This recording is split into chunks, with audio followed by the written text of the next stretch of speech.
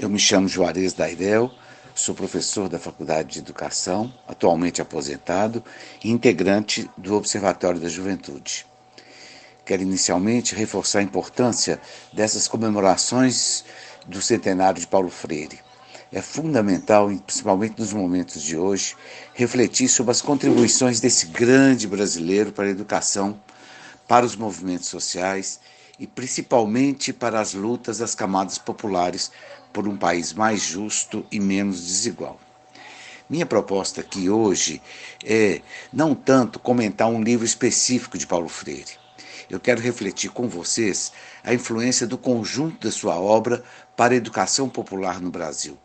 Falar em educação popular é também falar em Paulo Freire, tanto que ele inspirou, e continua inspirando essa atuação, né?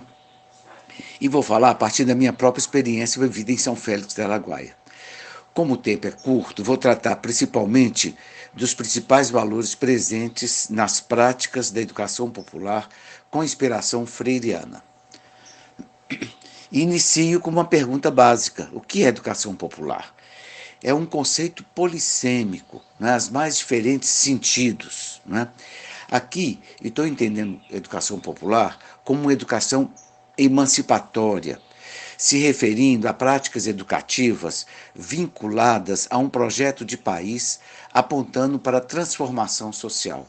Ou seja, há uma perspectiva política de luta de classes que se apresenta nas mais diversas elaborações.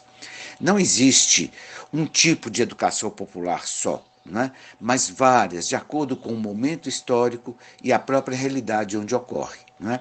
Vai além do espaço escolar, isso é comum a todas elas, e remete a todas as ações que incentivem a construção de uma compreensão crítica de si e do mundo. Né?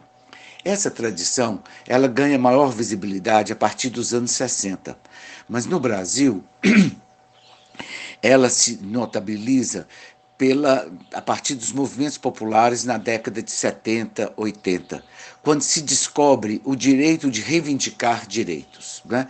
Eu vou ao movimento da carestia, da anistia, do movimento nacional de meninos e meninas de rua, movimentos populares pela saúde, que deu a efervescência, né, dos anos 80, que chegou na própria fim da ditadura. Né? Um exemplo forte da educação popular foi o que ocorreu na prelazia de São Félix do Araguaia, principalmente nos anos 70, né? Até o início dos anos 2000. Eu tive o privilégio de viver lá nos anos 70 e essa é uma experiência que trago aqui para vocês. Né? A prelazia de São Félix situa no norte do Mato Grosso, né? E foi criada em 1970, tendo como primeiro bispo o Dom Pedro Casaldáliga, né? Um espanhol que chegou aqui no Brasil em 68 e foi sagrado bispo em 71. Né? Desde a sua ele, quando padre, ele tem uma atuação extremamente marcada pela defesa dos mais pobres, pela adesão da igreja à realidade da população mais pobre e na luta pela igualdade e contra as injustiças. Né? Foi muito perseguido pela ditadura e é um dos expoentes, e foi um dos expoentes da teologia da libertação. Ele, na época, agregou uma equipe de leigos e religiosos divididos em toda a região, né?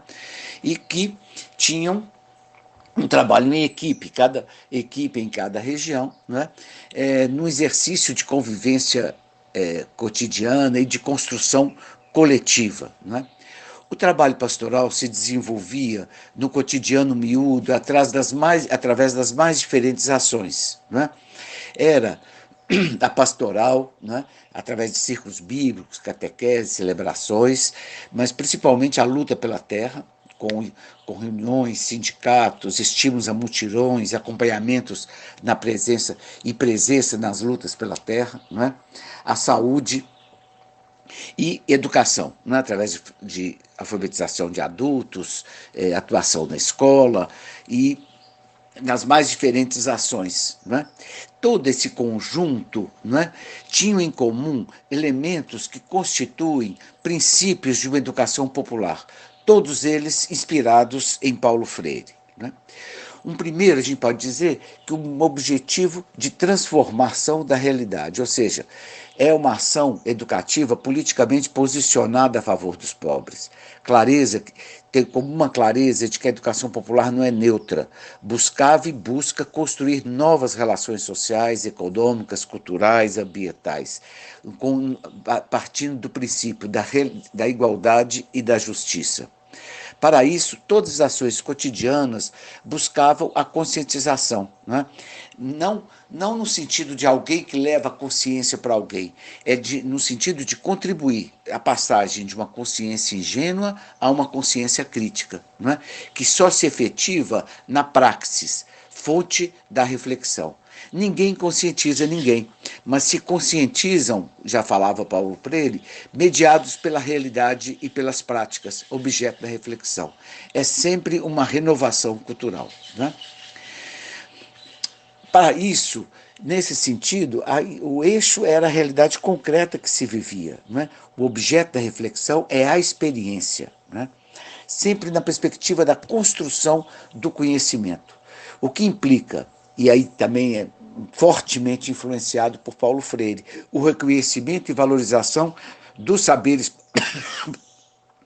populares, os saberes da experiência, o resgate e o estímulo de práticas tradicionais, como mutirão, por exemplo, a ênfase no protagonismo popular, com todas as contradições e conflitos, né? Agora, o eixo central é a luta por direitos, né? Estimulando a todos, por todos os meios, que os moradores e a população com quem a gente atuava se percebessem como sujeitos de direitos, né?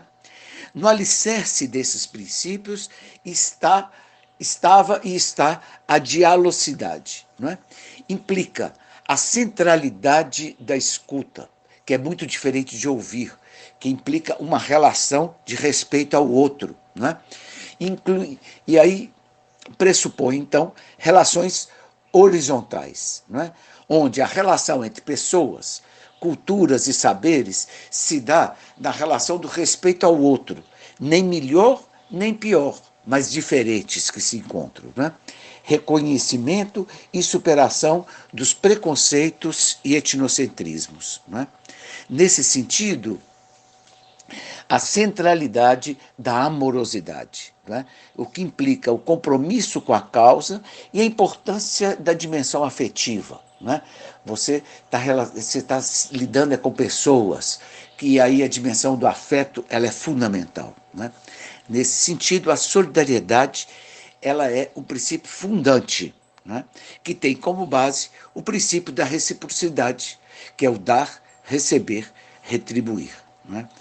E aí, você vê que são esses elementos que estão presentes e que expressam princípios de uma educação popular claramente inspirados por Paulo Freire e que demandam, e hoje, nessa realidade que a gente vivencia, se coloca de forma cada vez mais urgente, né?